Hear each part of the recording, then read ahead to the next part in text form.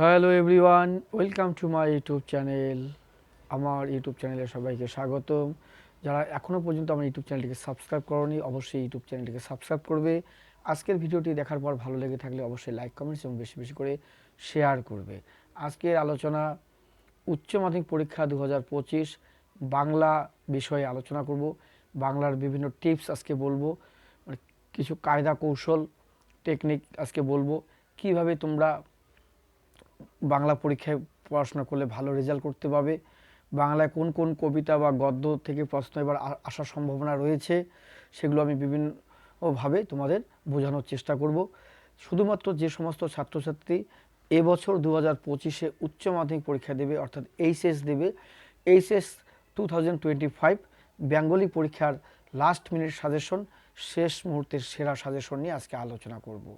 যদিও আমি এর আগে আমার YouTube channel S tutorial home, এই চ্যানেলে আমি বাংলা সাজেশন পোস্ট করেছি জুন মাসের 1 তারিখ 1/7/2024, জুন তো না, জুলাই, ঠিক আছে, জুলাই মাসে 1/7/2024, অর্থাৎ 2024-এর জুলাই মাসে আমি সাজেশন পোস্ট করেছি বাংলা। তাহলে বুঝতেই পারলে কত আগে আমি বাংলা সাজেশন পোস্ট করেছি ইউটিউব চ্যানেলে।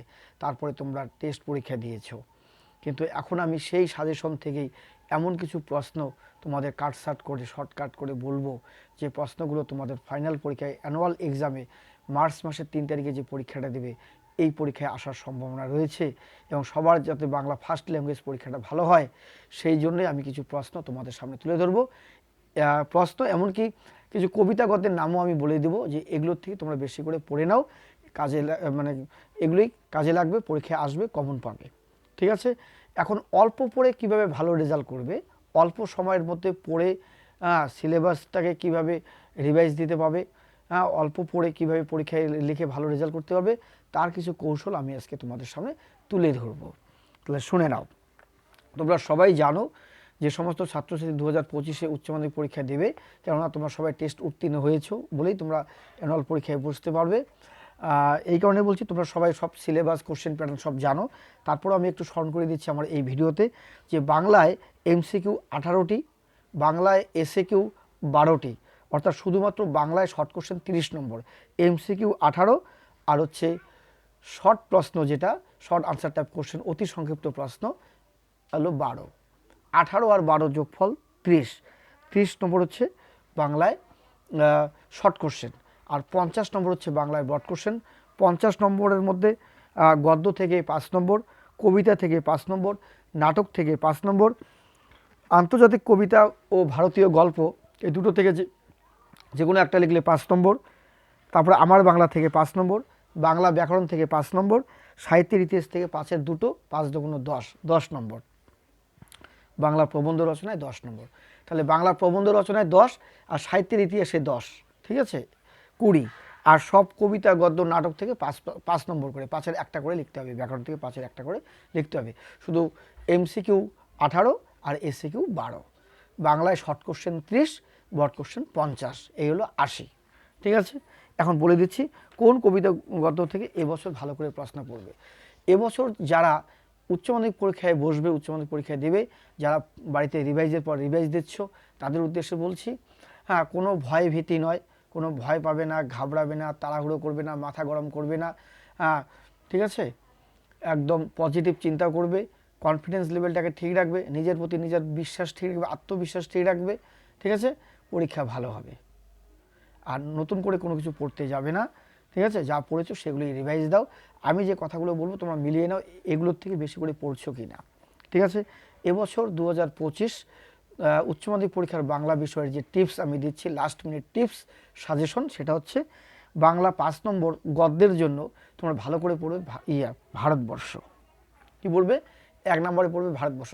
কেউ যদি মনে করো যে শুধু ভারতবর্ষ পড়ে যাবে, আর কিচ্ছু পড়বে না, কে বাঁচায় কে বাঁচে বা ভাত পড়বে না, শুধু ভারতবর্ষ পড়ে যাবে, তাও হবে, কেননা ভারতবর্ষ থেকে 2024-এ কোনো প্রশ্ন হয়নি, এটাই লজিক।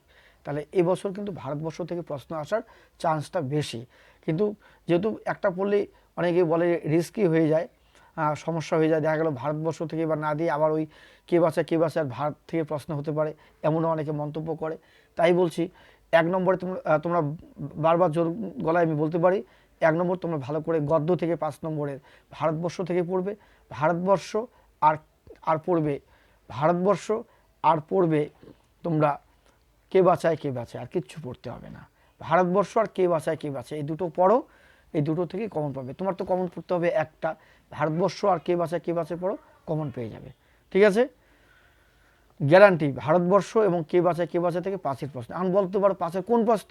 আমি যে জুলাই মাসে সাজেশন পোস্ট করেছি সেই ভিডিওটা বের করে তোমরা সাজেশনগুলো দেখে নিও। কে বাঁচায় থেকে 5-এর কোন প্রশ্নগুলো বলেছি আর ভারতবর্ষ থেকে কোন প্রশ্নগুলো বলেছি 5-এর, সেগুলোই পড়ে নেবে। তাহলে এবছর যারা উচ্চ মাধ্যমিক পরীক্ষার্থী রয়েছে, বাংলা পরীক্ষা প্রথম মার্চের 3 তারিখ থেকে পরীক্ষা শুরু হচ্ছে, সেদিন হবে প্রথম পরীক্ষা বাংলা। যাতে বাংলা পরীক্ষাটা সবার ভালো হয়, শুরুতেই যাতে সবার পরীক্ষা ভালো হয়, তাই বলছি সবাই গদ্য থেকে 5 নম্বরের জন্য ভারতবর্ষটা পড়বে, ভারতবর্ষ এবং কে বাঁচায় 5-এর জন্য পড়বে।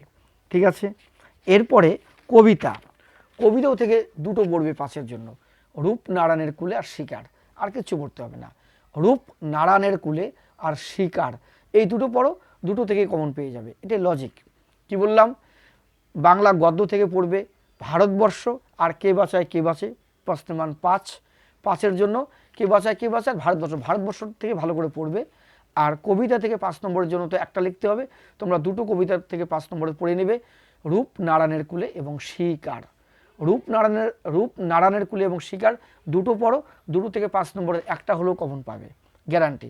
তাহলে বাংলা কবিতা থেকে 5 নম্বরের জন্য পড়তে হবে রূপ নারায়ণের কুলে এবং শিকার, প্রশ্নের মান 5। আর এখান থেকে পড়তে হবে কে বাঁচায় এবং ভারতবর্ষটা সব থেকে ইম্পর্টেন্ট, আর রূপনারায়ণের কুলেটা সব থেকে ইম্পর্টেন্ট। ঠিক আছে, কবিতার থেকে এই গেল। তারপরে নাটক, তোমরা অনেকে বলছো যে নাটক থেকে কি করবে। নাটক থেকে কি করবে? নাটক তোমরা জানো সবাই, দুটো নাটক, বিভাব এবং নানা রঙের দিন। তোমাদের যার কাছে যেটা সহজ মনে হয়, যার কাছে বিভাবটা সহজ মনে হয় সে শুধু বিভাবটাই পড়ে যাও, আর যার কাছে নানা রঙের দিন সহজ মনে হয় সেই নানা রঙের দিনটাই পড়ে যাও।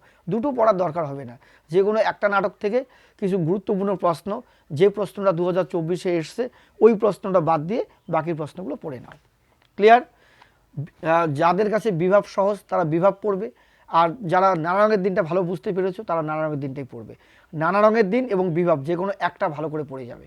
ঠিক আছে, আর প্রশ্ন দেখবে 2024-এ যেটা এসছে সেই প্রশ্ন বাদ দিয়ে বাকি যে প্রশ্ন রয়েছে সেখান থেকে পড়ে যাও। বিভাব পড়বে, নাহলে নানা রঙের দিন, দুটো একসঙ্গে পড়তে হবে না। বিভাব এবং নানা রঙের দিন দুটো থেকেই 5-এর প্রশ্ন দুটো থাকবে, একটা লিখতে হবে, যে কোনো একটা তোমরা ভালো করে দেখে নাও। ঠিক আছে, হয় বিভাব না হলে নানা রঙের দিন, যে কোনো একটা দেখে নেবে। এরপরে যেটা বলছি, বিভাব নানা রঙের দিন গেল। এরপরে ভারতীয় গল্প এবং আন্তর্জাতিক কবিতা। যার কাছে অলৌকিকটা সহজ সে অলৌকিক থেকে পড়বে, আর যার কাছে মনে হচ্ছে যে না পড়তে জানে এমন এক মজুরের প্রশ্ন সহজ, সে পড়তে জানে মজুরের প্রশ্নটা পড়বে। তার মানে যে কোনো একটা পড়লে হবে, দুটো পড়তে হবে না। অনেক স্টুডেন্ট আমাকে বলেছে স্যার আমাদের কাছে অলৌকিকটাই সহজ মনে হয়, তাহলে অলৌকিক থেকেই পড়বে। অলৌকিক থেকে যে প্রশ্নটা 2024-এ এসছে ওই প্রশ্নটা বাদ দিয়ে বাকি প্রশ্নগুলো পড়বে। যেমন ধরো এই প্রশ্নটা একটা ইম্পর্টেন্ট প্রশ্ন, ঝড়ের বেগে ছুটে আসা ট্রেন থামানো গেল, পাথরের চাই থামানো যাবে না কেন? ট্রেন থামানোর দরকার হয়েছিল কেন? ট্রেন কিভাবে থামানো হয়েছিল? এটা একটা গুরুত্বপূর্ণ প্রশ্ন। তারপরে গুরু নানকের হাতের ছাপ আজও লেগে রয়েছে, গুরু নানকের হাতের ছাপ কোথায় লেগে আছে ঘটনাটি উল্লেখ করো।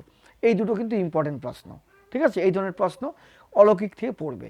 তাহলে যার কাছে অলৌকিক সহজ সে অলৌকিক পড়ে যাও, যার কাছে পড়তে জানে এমন এক মজুরের প্রশ্ন সহজ সে সেটা পড়ে যাও। কারণ পড়তে জানে এমন এক মজুরের প্রশ্ন থেকে একটা প্রশ্ন থাকবে, আর অলৌকিক থেকে একটা প্রশ্ন থাকবে, তো টোটাল প্রশ্ন থাকবে দুটো 5-এর, একটা লিখতে হবে। তাহলে কি বললাম? অলৌকিক অথবা পড়তে জানে এমন এক মজুরের প্রশ্ন, যে কোনো একটা থেকেই ভালো করে 5-এর প্রশ্ন পড়ে যাবে। নানা রঙের দিন অথবা বিভাব যে কোনো একটা পড়বে, দুটো পড়ার দরকার নেই, যে কোনো একটা পড়ে যাবে, কারণ দুটো থেকেই প্রশ্ন হবে। ঠিক আছে, তাহলে বিভাব এবং নানা রঙের দিন এই দুটো থেকে ঠিক করবে তোমরা কোনটা পড়ে যাবে, তোমরা নিজেরাই ঠিক করে নাও, যার কাছে যেটা সহজ মনে হয়। ঠিক আছে, তাহলে বিভাব অথবা নানা রঙের দিন যে কোনো একটা থেকে ভালো করে 3-4টা প্রশ্ন 5 নম্বরে পড়ে যাবে, কমন পড়ে যাবে। আর এদিক থেকে পড়তে জানে এমন এক মজুরের প্রশ্ন অথবা অলৌকিক, এখান থেকে যে কোনো একটা থেকে পড়ে যাও, 3-4টা ভালো 5-এর প্রশ্ন কমন পড়ে যাবে, যে কোনো একটা, দুটো পড়তে হবে না। আমি কিন্তু কমিয়ে দিলাম, যে অলৌকিক পড়বে সে অলৌকিকই পড়ো, তাহলে আর পড়তে জানে এমন এক মজুর প্রশ্ন পড়তে হবে না। যে বিভাব পড়বে সে নানা রঙের দিন দেখার দরকার নেই, আর যে নানা রঙের দিন থেকে লিখবে সিদ্ধান্ত নিয়েছো সে আর কিন্তু বিভাব দেখবে না। ক্লিয়ার? এইভাবেই পড়ো। তারপরে কোন প্রশ্নগুলো সেগুলো সাজেশনে দেওয়াই আছে, তাও আমি অলৌকিক থেকে দুটো বলেই দিলাম। আর এরপরে আমার বাংলা, আমার বাংলা থেকে যেটা বলবো আমি তোমাদের, আমার বাংলা থেকে যেটা বলবো যে আমার বাংলা থেকে তো 5-এ 2টো প্রশ্ন থাকবে, তোমরা সকলেই জানো 2টো প্রশ্ন থাকবে, কিন্তু গুরুত্বপূর্ণ প্রশ্ন কিন্তু এবার তোমরা যেটা পড়বে সেটা হচ্ছে মেঘের গায়ে জেলখানা ছাতির বদলে হাতি। মেঘের গায়ে জেলখানা ছাতির বদলে হাতি বা হাত বাড়াও, এই 3টা ভালো করে পড়বে। মেঘের গায়ে জেলখানা, মেঘের গায়ে জেলখানা ছাতির বদলে হাতি হাত বাড়াও, এই 3টা ভালো করে পড়ে যাও। ঠিক আছে, 3টা থেকে তোমাদের কমন পড়বেই, একটা কমন পড়লেই তোমাদের না, কারণ লিখতে হবে একটা। তাহলে কি বললাম, মেঘের গায়ে জেলখানা ছাতির বদলে হাতি আর হাত বাড়াও, 3টা ভালো করে পড়ে যাও। 3টার মধ্যে একটা কমন পড়লেই তোমাদের যথেষ্ট, কারণ 5 নম্বরের একটা প্রশ্ন লিখতে হবে, 2টো থাকবে। ঠিক আছে, আর যদি সময় থাকে ইটা দেখতে পারো, কলের কলকাতাটা একটু দেখে যেতে পারো, এই তো। ঠিক আছে, তাহলে কি বললাম, মেঘের গায়ে জেলখানা, তারপর কি ছাতির বদলে হাতি, না হাতির বদলে ছাতি। ঠিক আছে, এইভাবে পড়বে। কি আছে বলো তো, ছাতির বদলে হাতি এটা পড়বে। আর হচ্ছে আর কি বললাম, আর একটা, হ্যাঁ, মেঘের গায়ে জেলখানা। ঠিক আছে, আর হচ্ছে হাত বাড়াও, এই কটা ভালো করে পড়বে। 5 নম্বরের নোটস বই থেকে পড়বে, যে প্রশ্নগুলো এসেছে সেগুলো বাদ দিয়ে পড়বে, কমন পড়ে যাবে। তারপরে আমি বলবো বাংলা ব্যাকরণ।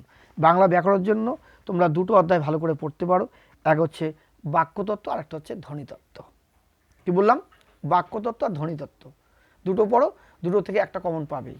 কারণ বাক্যতত্ত্ব, ধ্বনিতত্ত্ব আর ভাষা বিজ্ঞান 3টা থেকে 2টো প্রশ্ন হবে। কি কি বললাম, ভাষা বিজ্ঞান, বাক্যতত্ত্ব, ধ্বনিতত্ত্ব, 3টা অধ্যায় থেকে 5-এর প্রশ্ন হবে 2টো, লিখতে হবে একটা। তাহলে তোমরা যদি কেউ মনে করো যে আমি শুধু ভাষা বিজ্ঞান আর বাক্যতত্ত্ব পড়বো, তাও হবে। কেউ যদি মনে করো আমি ধ্বনিতত্ত্ব আর বাক্যতত্ত্ব পড়বো, তাও হবে। ঠিক আছে, তাহলে ভাষা বিজ্ঞান, ধ্বনিতত্ত্ব আর বাক্যতত্ত্ব, এই 3টা থেকে যে কোনো 2টো প্রশ্ন 5-এর আসবে, একদম গ্যারান্টি। ভাষা বিজ্ঞান, ভাষা বিজ্ঞানের সঙ্গে বাক্যতত্ত্বের প্রশ্ন হতে পারে, বা বাক্যতত্ত্বের সঙ্গে ধ্বনিতত্ত্বের প্রশ্ন হতে পারে। তার মানে ঘুরে ফিরে কি বুঝলে, যে বাক্যতত্ত্ব, ভাষা বিজ্ঞান মানে ভাষাতত্ত্ব আর ধ্বনিতত্ত্ব, 3টা অধ্যায় থেকে 2টো 5 নম্বরের প্রশ্ন হবে, পরীক্ষায় একটা লিখতে হবে। ক্লিয়ার? তাহলে ভাষা বিজ্ঞান যার ভালো পড়া আছে সে ভাষা বিজ্ঞান আর বাক্যতত্ত্ব দেখবে, যার ভাষা বিজ্ঞান ভালো পড়া নেই সে বাক্যতত্ত্ব ধ্বনিতত্ত্ব দেখবে। ঠিক আছে, কমন পড়ে যাবে, একটা হলেও কমন পড়বে। ঠিক আছে, ভাষা বিজ্ঞান সঙ্গে বাক্যতত্ত্বের প্রশ্ন হতে পারে, বা বাক্যতত্ত্বের সঙ্গে ধ্বনিতত্ত্বের প্রশ্ন হতে পারে, এইভাবে পড়বে। তাহলে এবছরের জন্য ইম্পর্টেন্ট ভাষা বিজ্ঞান বা ভাষাতত্ত্ব, ধ্বনিতত্ত্ব আর বাক্যতত্ত্ব। আমি কিন্তু জোর গলায় বলছি, ভাষা বিজ্ঞান বা ভাষাতত্ত্ব, বাক্যতত্ত্ব আর ধ্বনিতত্ত্ব, 3টা থেকে 2টো 5-এর প্রশ্ন হবে, একটা লিখতে হবে। আর রচনা তোমরা সবাই যেটা করবে সেটা হচ্ছে হয় মানসচিত্র লিখবে অথবা তথ্যসূত্র লিখবে। মানসচিত্র প্রথম রচনা থাকবে, মানসচিত্র প্রথম রচনাটাই মানসচিত্র, তারপরে রচনা থাকবে প্রচ্ছেদ, অনুচ্ছেদ, প্রস্তাবনাটা লিখবে না, বিতর্কমূলকও লিখবে না। তোমরা 2 ধরনের রচনা প্র্যাকটিস করো এখন থেকে, সেটা হচ্ছে মানস চিত্র, তথ্য সূত্র। মানস চিত্র, তথ্য সূত্র, 2 ধরনের রচনা প্র্যাকটিস করে যাও। যদিও পয়েন্ট দেওয়া থাকবে, তথ্য দেওয়া থাকবে, কোনো ব্যক্তি, কোনো কবি, লেখক, সাহিত্যিকের জীবনী, তার জন্ম তারিখ, মৃত্যু তারিখ সব দেওয়া থাকবে, কর্মজীবন, শিক্ষা জীবন, রাজনৈতিক জীবন, মৃত্যু তারিখ সব দেওয়া থাকবে, সেগুলো বাক্য তৈরি করে লিখতে হবে। আর মানসচিত্রের ক্ষেত্রে মাঝখানে রচনার নামটা থাকবে, তার 4 ছাড়ে পয়েন্টগুলো থাকবে, সেই পয়েন্টগুলো খাতায় তুলে ব্যাখ্যা দিতে হবে। এগুলো হচ্ছে মানসচিত্র। ঠিক আছে, মানসচিত্র রচনা কি কোনগুলো ইম্পর্টেন্ট সেগুলো আমি আমার সাজেশনে বলেছি, তোমরা সেগুলো একটু দেখে নেবে।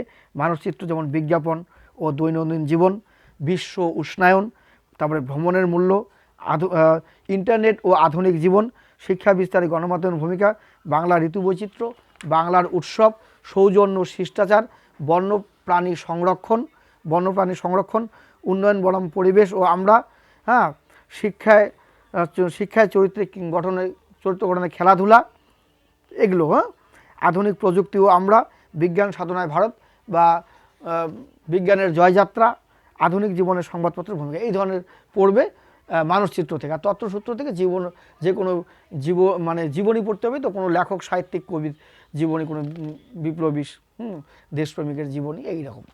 ঠিক আছে, কোনো সিনেমার পরিচালক হতে পারে, ক্রিকেটার হতে পারে, এইরকম, ফুটবলার, এরপরে তোমার সাহিত্যের ইতিহাস থেকে তো পাশের দুটো লিখতে হবে, সাহিত্যের ইতিহাস থেকে 5 নম্বর দুটো লিখতে হবে, তোমরা জানো পাশের দুটো কী কী থেকে ভালো করে গুরুত্ব দিয়ে পড়বে। পাশের দুটো লিখতে হবে, 4টা কোশ্চেন থাকবে। সাহিত্যের ইতিহাস থেকে টোটাল প্রশ্ন থাকবে 4টা, লিখতে হবে দুটো, 5 দুগুণ 10। তা তোমরা ভালো করে এবার পড়ে নাও। চিত্রকলা 1 নম্বর হচ্ছে চিত্রকলা। চিত্রকলা থেকে পড়তেই হবে, কারণ চিত্রকলা থেকে 2024-এ কোনো প্রশ্ন হয়নি। চিত্রকলা পড়বে, চলচ্চিত্র পড়বে, গানের ধারা পড়বে, আর খেলাধুলোটা পড়ো, খেলাধুলো বা বিজ্ঞান যে কোনো একটা, ঠিক আছে। চিত্রকলা থেকে পড়তে হবে, চিত্রকলা, চলচ্চিত্র, গানের ধারা, বিজ্ঞান আর ক্রীড়া সংস্কৃতি। 5টা অধ্যায় থেকে যে কোনো 4টা প্রশ্ন পরীক্ষায় থাকবে, তোমাদের লিখতে হবে দুটো। তার মধ্যে চিত্রকলা কিন্তু তোমাদের জন্য স্পেশাল, চিত্রকলা, ঠিক আছে ব্যাস। আর চিত্রকলা থেকে কী ধরনের প্রশ্ন ইম্পর্টেন্ট, ধরো পটশিল্প, তারপরে যামিনী রায়, নন্দলাল বসু, অবনীন্দ্রনাথ ঠাকুর, রামকিঙ্কর বেইস, এগুলো চিত্রকলা থেকে পড়তে হবে। তারপরে গানের ধারা থেকে বলা আছে, আমি বলেছি গানের ধারা। তারপরে চলচ্চিত্র, চলচ্চিত্র থেকে ঋত্বিক ঘটক, সত্যজিৎ রায়, তপন সিংহ, তপন সিংহ, তরুণ মজুমদার, এগুলো চলচ্চিত্র থেকে। চলচ্চিত্র থেকে ঋত্বিক ঘটক, সত্যজিৎ রায়, তপন সিংহ, তরুণ মজুমদার, ঠিক আছে। আর গানের ধারা থেকে কাজী নজরুল ইসলাম, তারপরে বাংলা গানের ধারায় রজনীকান্ত সেন, তারপর হচ্ছে সলিল চৌধুরী, রজনীকান্ত সেন, সলিল চৌধুরী, তারপরে পড়বে কাজী নজরুল ইসলাম, রবীন্দ্রনাথের গুরুত্ব, মানে বাংলা সংস্কৃতির ইতিহাসে বাংলা 2টি লোকসঙ্গীতের ধারার নাম লেখো, যে কোনো একটি ধারার সংক্ষেপে পরিচয় দাও, ঝুমুর, টপ্পা, ভাটিয়ালি, জারি, ভাওয়াইয়া, এগুলো সম্পর্কে। আর বিজ্ঞান থেকে পড়তে হবে, ক্রীড়া সংস্কৃতি থেকে রামায়ণে বর্ণিত কাহিনী অনুসারে দাবা খেলার স্রষ্টাকে, দাবা খেলার সাফল্য, এগুলো। তারপর হচ্ছে কলকাতায় বাঙালির প্রচেষ্টায় গড়ে ওঠা প্রথম স্বদেশী, তারপরে ক্রীড়া সংস্কৃতিতে হকির গুরুত্ব, তারপরে হচ্ছে সাঁতারে বাঙালির কৃতিত্ব, আর আমাদের মহাকাব্য কুস্তি, এগুলো পড়তে হবে। বিজ্ঞান থেকে প্রফুল্লচন্দ্র রায়, জগদীশচন্দ্র বসু, বিধানচন্দ্র রায়, মেঘনাথ সাহা, কাদম্বিনী বসু, সত্যেন্দ্রনাথ বসু, এগুলো পড়তে হবে, ঠিক আছে। জগদীশচন্দ্র বসু, প্রফুল্লচন্দ্র রায়, বিধানচন্দ্র রায়, মেঘনাথ সাহা, এগুলো বিজ্ঞান থেকে পড়তে হবে। আর খেলাধুলো থেকে কী বললাম, কুস্তি, হকি, দাবা, সাঁতার, ঠিক আছে। চলচ্চিত্র থেকেও বললাম ঋত্বিক ঘটক, সত্যজিৎ রায়, তপন সিংহ, তরুণ মজুমদার। আর চিত্রকলা থেকে বললাম যামিনী রায়, অবনীন্দ্রনাথ ঠাকুর, নন্দলাল বসু, রামকিঙ্কর বেইস। গানের ধারা থেকেও বললাম, ঠিক আছে। এগুলো ভালো করে পড়ে নাও। বাংলা 2টি লোকসঙ্গীতের ধারার নাম উল্লেখ করো, যে কোনো একটি ধারা সম্পর্কে সংক্ষিপ্ত পরিচয় দাও, এগুলো পড়বে। কিন্তু চিত্রকলা থেকে প্রশ্ন হওয়ার সম্ভাবনা সবথেকে বেশি। চিত্রকলা থেকে তো একটা থাকবেই, আর বাকি 3টে অধ্যায় থেকেও থাকবে, ক্লিয়ার। আর বাংলা ব্যাকরণ থেকে ভাষাতত্ত্ব, ধ্বনিতত্ত্ব আর বাক্যতত্ত্ব, 3টা থেকে ভালো করে পড়ে নাও। পরীক্ষায় প্রশ্ন 2টো কমন পড়বে, একটা লিখবে, ক্লিয়ার। এই হলো বাংলার পরীক্ষায় কোন কোন অধ্যায় থেকে প্রশ্ন আসার সম্ভাবনা বেশি রয়েছে, তার টিপস আমি দিয়ে দিলাম। এইভাবেই তোমরা পড়াশোনা করো, যেগুলো পড়েছো সেগুলোই ভালো করে পড়ো। আশা করি সবার ভালো রেজাল্ট হবে। ভিডিওটি ভালো লেগে থাকলে অবশ্যই লাইক, কমেন্টস বেশি বেশি করে শেয়ার করবে। আর যারা আমার ইউটিউব চ্যানেলটিকে সাবস্ক্রাইব করনি, অবশ্যই ইউটিউব চ্যানেলটিকে সাবস্ক্রাইব করবে।